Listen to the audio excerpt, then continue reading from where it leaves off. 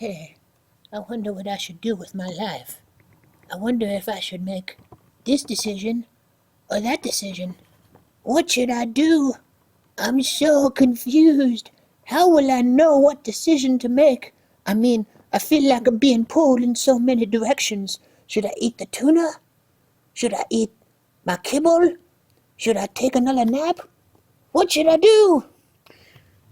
Well, Cinderella, I'm here to help you discern that decision for how to spend your time.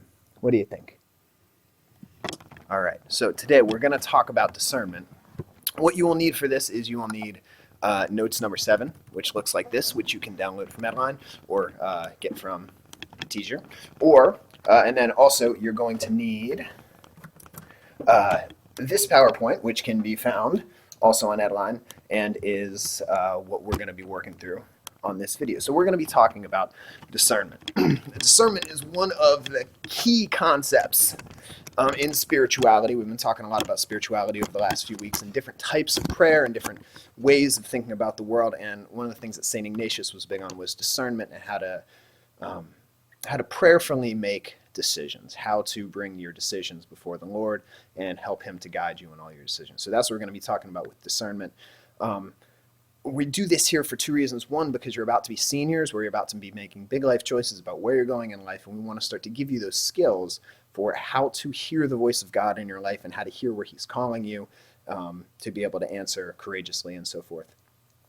The other reason is it's only after you've developed a habit of prayer that you can start to hear God's voice and develop that sense of, where God's calling you. You can't really, until you learn to hear God's voice, you can't really hear what he's trying to say to you. So you have to kind of get in touch with your head and your heart and your own personal spirituality and have some sense of that before you can even start to talk about discernment. So discernment is the thoughtful, prayerful process of listening to God's voice for guidance. So that's what I'm going to try to help you do today. And the guru in Catholic spirituality of discernment is St. Ignatius of Loyola, who we've been talking about, was very important for St. Vincent Pallotti because he ran the school. Well, he was dead before St. Vincent Pallotti, but the Jesuits, which is the order that he founded, ran the school that Pallotti went to for college and seminary in Rome. So his Pallotti's spirituality was very much influenced by Loyola's, and, well, really, Catholic spirituality in general was very much influenced by Loyola. And so the key principle of Ignatius Loyola's discernment is that God speaks to you through the good desires of your heart, that our hearts are made good by God. Remember that we talked about last unit that the desire of our heart really is for truth, goodness, and beauty, and the highest true, good, and beautiful thing, of course, is God. He is truth, beauty, and goodness. All other truth, goodness, and beauty is derived from him because he is pure truth, pure beauty, and pure goodness. So really our hearts desire him beneath it all. But because of original sin, we have concupiscence and with disordered desires, which make us want the wrong things more and the right things less. So they make us want like Krispy Kremes more than God. So that's why we need to be saved, and our souls need to be reordered, our desires need to be reordered towards God. But ultimately, our desires are still a good thing, and they ultimately still point us towards God. So we need to listen to them and understand them if we're going to ever kind of figure out where we're going in life. So if we follow our vocation, which is God's call, because God wants us to be happy, he's going to call us towards the right thing, ultimately we will be happiest listening to God rather than just to whatever at first we might think we want, because remember, our desires are all messed up. But somewhere deep within there, God is calling us back to what we truly desire, that true, good, and beautiful life that he has made for us. So you can't assume that your heart is pure. In fact, our hearts are, no one has a totally pure and perfect heart. So we all are marred by selfishness and fear. And so, we have to recognize that not all our desires are good. Many of our desires are disordered. And so just because we want something doesn't mean it's good for us, doesn't mean it's what God is calling you to. So we need to ask ourselves, am I doing this because I'm acting out of fear? Am I doing this out of selfishness? Am I doing this out of laziness? Do I feel called to go get that job because I really want to have a lot of money so I can buy nice things for myself? Do I want to go to that college because that's where all my friends are going and I'm scared of being alone? Those aren't great motivations. Am I feeling like I don't want to break up with this person because I'm scared of, just not having someone? Am I only going out with this person because I'm scared of not having someone? So you need to have a healthy spirituality and really life. You need to kind of evaluate your motivations and seeing what's driving all this. So back to Plato, pre-Christian philosopher. He had this whole metaphor of a chariot, that our soul is kind of like a chariot. So if you think of a chariot, the driver controls the horses, okay? But the horses provide power, the motivation, okay? But the driver needs to control the horses. Otherwise, horses can be super strong and super fast, but they're going to go all over the place. So Plato says our soul is kind of like this. Our intellect is like the driver. Our rational part of our soul is like the driver, and our passions are what give us that motivation. Our passions, our desires. But our intellect needs to keep those in check, okay? And if our passions aren't in check with what's actually good for us, then we're going to run off the road, okay? So if I actually let my passions go after Krispy Kremes more than God, I'm not going to have a good, happy life, according to the Plato metaphor.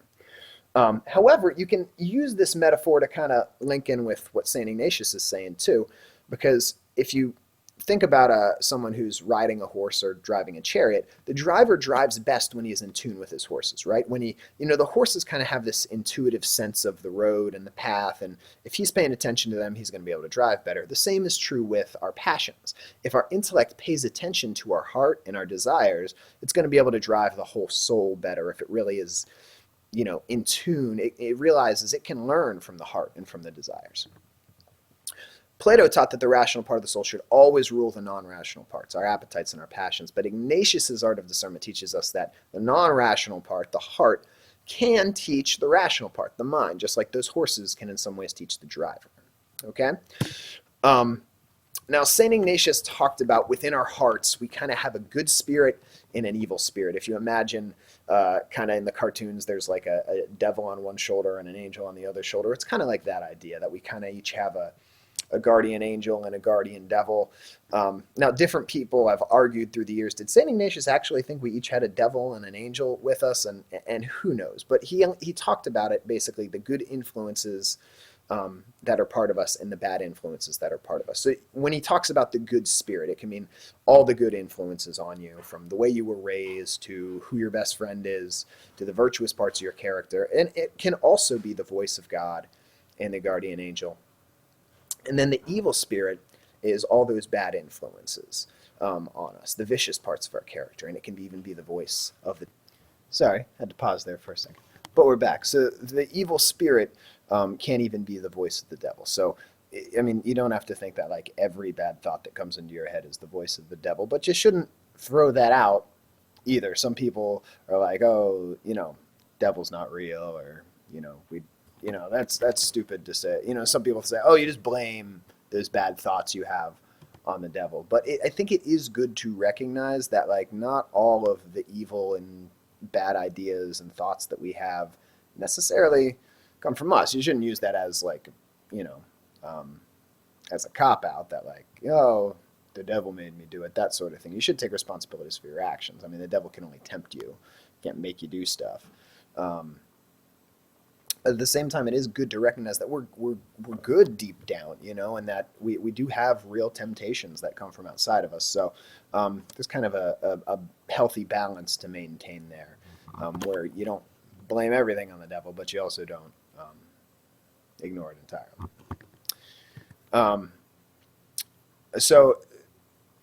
These are some rules from St. Ignatius, and if you want to read more about this, you can follow this link from Ignatian Spirituality. There's some rules here, and we're gonna do something in class where we actually go through some of these rules for discernment. So, but basically, what Ignatius says is that if you are a virtuous soul, meaning you have a fairly pure heart, you're a pretty virtuous person, you'll generally feel consolation whenever the good spirit is suggesting something to it, and you'll feel desolation towards the evil spirit.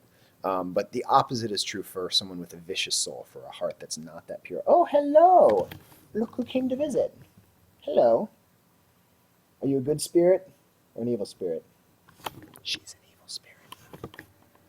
Well, anyway. So the opposite is true for the vicious soul. That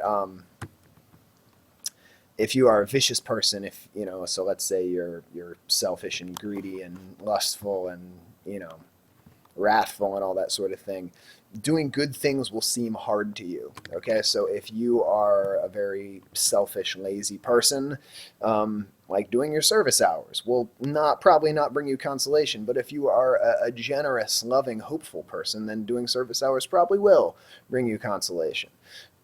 So you can kind of, depending on where you are, good or bad things will bring you consolation or desolation. Remember that consolation is the feeling of God's presence and comfort and peace, whereas desolation is the feeling of God's absence, dryness, of like spiritual dryness or anxiety. So if you are a vicious person, doing something bad like making fun of someone might even bring you pleasure. Whereas if you're a virtuous person, that would certainly bring you anxiety. You'd feel guilty about it probably. All right, and moving on.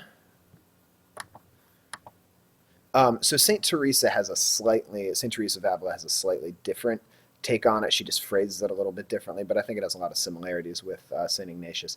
She says not to trust your passions, but trust your heart. She throws a distinction between those two things. She says that the passions are like seated in your bowels, like the innards of your body.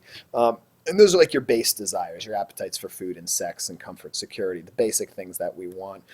And then the head is the seat of the mind and the intellect, but then the heart is the seat of the whole soul, where your rational and irrational parts of you meet. And so you should really follow your heart. Your heart is what sorts all that out. That's her take on it. And then Aristotle, who was, again, before Christ, but a follower of Plato, he taught that there are two different types of passions that you can have. You can have concupiscent passions, which are kind of like the bowels that St. Teresa was talking about. They're the things that seek ease, comfort, pleasure. So, oh yeah, I want to eat that Krispy Kreme. Oh yeah, I want to take it easy today. Yeah, I want to take a nap and just relax. Oh yeah, I want to, the things that come really easily to you. But there's also these things called the irascible passions, which are the things that seek accomplishment and triumph, achievement and challenge. This is, your irascible passions are what make you feel good when you graduate from high school or accomplish something really awesome or great. And I have an example down here. If you think of the difference between how Michael Phelps felt after winning all those gold medals, that's like his irascible passion. But if somebody gave you a pill that made you feel the same way that Michael Phelps felt, that would be the concupiscent passion. Okay, we wouldn't have like the deep satisfaction that Michael Phelps felt, because you wouldn't have actually accomplished anything, but you would still have the emotional high. So after all that, should you follow your heart? That's the question. I want you to write a little bit about this, maybe just like a paragraph or so on the bottom of your discernment page right there. I want you to write in your reflection question. And in what way should we or shouldn't we, and whose explanation that we went to makes the most sense to you? Do you like Plato's chariot metaphor? Do you like Aristotle's understanding of irascible and concupiscent passions? Do you really like Teresa of Avila's whole thing with the bowels and the head and the heart? Do you like Ignatius's idea of the good and the bad spirits? It's really up to you. You can choose whatever you want. I leave that to you, but I want you to kind of tell me which one you like the best and why, and what your thoughts on it are. All right? So good luck with that, and I'll see you later. Adios. Hey Cinder, what do you think about Jesus, huh? What do you think about Jesus? Can you say something? What do you think? Do you like Jesus or not? Do you think he's a nice guy? Can you stand up for Jesus? Nothing to say? You're just going to purr at me?